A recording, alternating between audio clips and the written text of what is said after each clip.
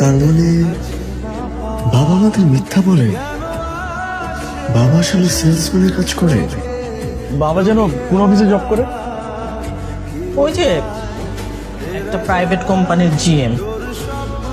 মাঝে মাঝে তোর নিয়ে অনেক চিন্তা হয়, যেদিন তোর এই অভিনয়টা তোর বউ পোলাবেন ধরে ফেলাইব, সেদিন তুই কি করবি? তখন দেখা যাবো। আপনি তো আর এখানে তুমি সেই সকালবেলা অফিসের জন্য বের হও, অনেক রাতে বাড়ি ফিরো,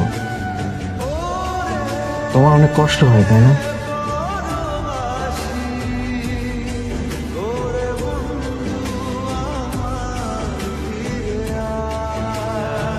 হ্যালো, হ্যালো, কিরে ঋষাদ, কই তুই? আমি আজকে আসবো না, আমি একটু ব্যস্ত। আরে মালিয়া চলে আসছে। রাখি।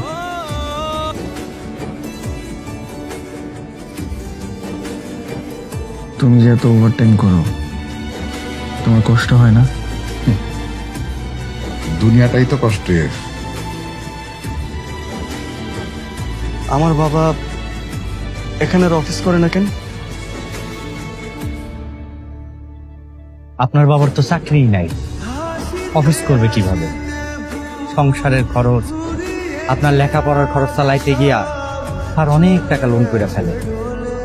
স্যার তো আপনার কোনো চাওয়া অপূর্ণ রাখে নাই, যখন যা চাইছেন তাই তো দিছে। অফিস থেকে লোন নিয়ে আপনার বাইকটা পর্যন্ত কিনে দিছে। শেষমেশ লোন জমতে জমতে এত বেশি হয়ে গেছে, স্যার আর পরিশোধ করতে পারে না, তার চাকরিটাই চলে গেছে। আমার বাবার চাকরি নেই,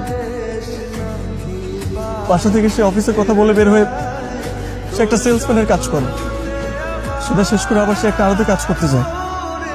তার ছেলে মেয়ে এটা জানার পর আমি কিভাবে স্বাভাবিক থাকবো ভাই?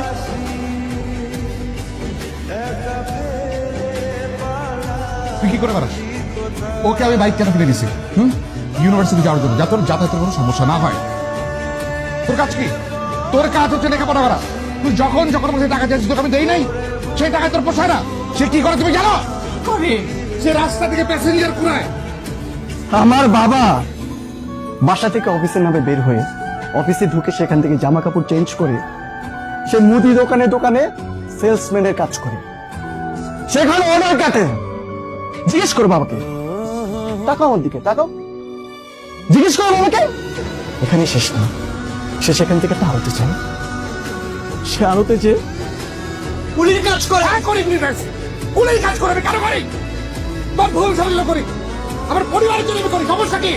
তো তুমি যদি আমার জন্য, এই পরিবারের জন্য পুলিশ কাজ করতে পারো, তাহলে কি আমি সন্তান হিসেবে রাইট শেয়ারিং করতে পারি না? আমি আমার বাবার জন্য কিছু করতে পারবো না?